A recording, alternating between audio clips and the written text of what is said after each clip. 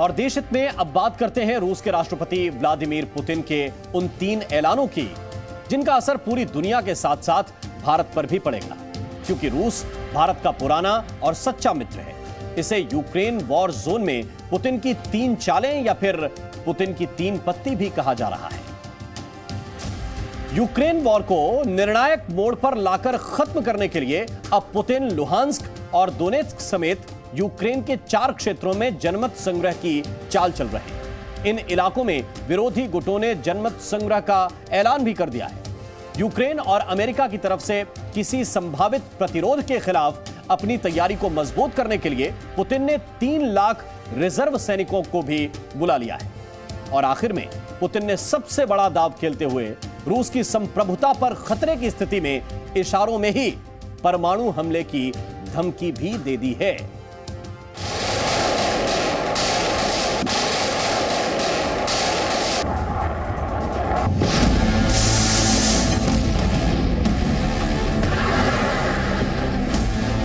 रूस के राष्ट्रपति व्लादिमीर पुतिन अब यूक्रेन के अलगाववादी इलाकों दोनेत्स्क और लुहांस्क को रूस में मिलाने की तैयारी कर रहे हैं। इन इलाकों में जनमत संग्रह का ऐलान कर दिया गया है और अगर किसी भी देश ने इसमें टांग अड़ाने की कोशिश की तो उसके लिए रूस का परमाणु बम भी तैयार है और 3 लाख रिजर्व सैनिक भी। यूक्रेन वॉर को 6 महीने बीत चुके हैं और अब यही लग रहा है कि राष्ट्रपति पुतिन अब यूक्रेन के साथ ज्यादा दिनों तक आंख मिचोली खेलने के मूड में नहीं है, क्योंकि अब रूस की साख बिदाओं पर लगी है और अपनों का दबाव भी बढ़ रहा है। और इसीलिए रूस के राष्ट्रपति व्लादिमीर पुतिन ने 3 बड़े ऐलान करके अपने इरादे साफ कर दिए कि आने वाले कुछ दिनों में यूक्रेन वॉर जोन फिर से गर्म होने जा रहा है।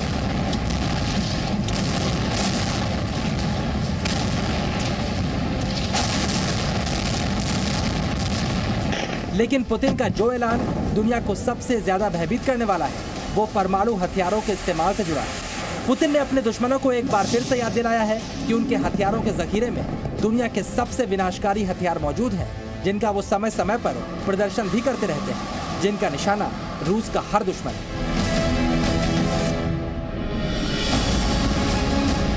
पुतिन ने पहले आरोप लगाया कि पश्चिमी देश रूस को परमाणु ब्लैकमेल कर रहे हैं। ज़ापोरिज़िया परमाणु ऊर्जा संयंत्र में गोलीबारी करवाई गई। नेटो के बड़े नेताओं ने रूस पर बड़े हमले की धमकी दी। इसके अलावा रूस के खिलाफ विनाशकारी हथियारों के इस्तेमाल की धमकी भी दी जा रही है। और नेटो देशों की धमकी के बाद पुतिन ने यह भी बताया कि दुनिया में सबसे ज्यादा परमाणु हथियार रखने वाला देश इन धमकियों का जवाब कैसे दे। Тем, кто позволяет себе такие заявления в отношении России, хочу напомнить, что наша страна также располагает различными средствами поражения, а по отдельным компонентам и более современными, чем у стран НАТО. И при угрозе территориальной целостности нашей страны для защиты России и нашего народа мы, безусловно, используем все имеющиеся в нашем распоряжении средства. वैसे दुनिया के जो नेता पुतिन को जानते हैं वो पुतिन की धमकी को ब्लफ समझ भी नहीं सकते, क्योंकि अब तक पुतिन ने जो कुछ कहा है वो करके भी दिखाया है। और अब पुतिन आने वाले दिनों में यूक्रेन में बहुत कुछ करने वाले हैं, जिसकी तैयारियां भी शुरू हो चुकी हैं। कुछ दिनों से आप यूक्रेन में रूस की सेना के कुछ इलाकों से पीछे हटने की खबरें सुन रहे थे, लेकिन अब रूस यूक्रेन वॉर जोन में ज्यादा ताकत झोंकने जा रहा है। इसके लिए रूस ने अपने 3 लाख रिजर्व सैनिकों को बुलाया है और यूक्रेन युद्ध के लिए लामबंदी का ऐलान कर दिया है। रूस ने युद्ध में अधिक ताकत झोंकने के संकेत भी दे दिए हैं और कहा है कि डोनबास में लोगों की रक्षा के लिए रूस हर प्रयास करेगा। फिलहाल रूस ने सेना में सेवाएं दे चुके लोगों को वापस बुला लिया है। Считаю необходимым поддержать предложение Министерства обороны и Генерального штаба о проведении в Российской Федерации частичной мобилизации. Повторю, речь идет именно о частичной мобилизации. То есть призыву на военную службу будут подлежать только граждане, которые в настоящий момент состоят в запасе. И прежде всего те, кто проходил службу в рядах вооруженных сил, имеет определенные военно-учетные специальности и соответствующий опыт.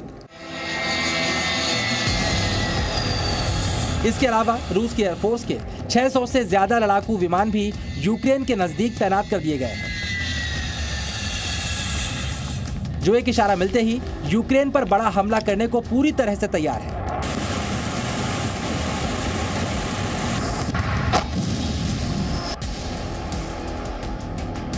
चलिए अब आप ये भी समझिए आखिरकार पुतिन इतनी आक्रामक तैयारी क्यों कर रहे हैं। विशेषज्ञों के मुताबिक रूस अब उन इलाकों पर पूरी तरह से कब्जे की तैयारी कर रहा है जिनको अत्याचारों से मुक्ति दिलाने के नाम पर इस वॉर की शुरुआत की गई। फिलहाल इन इलाकों में रूस और यूक्रेन के बीच युद्ध जारी है।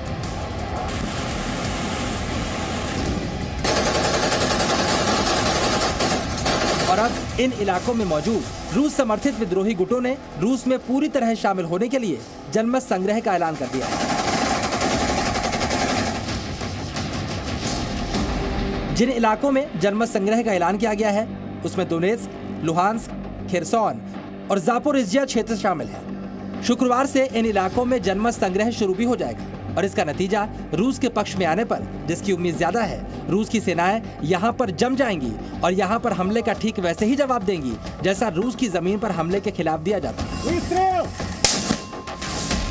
यानी इन इलाकों पर हमला किया गया तो रूस अपने सबसे खतरनाक हथियारों का इस्तेमाल करेगा।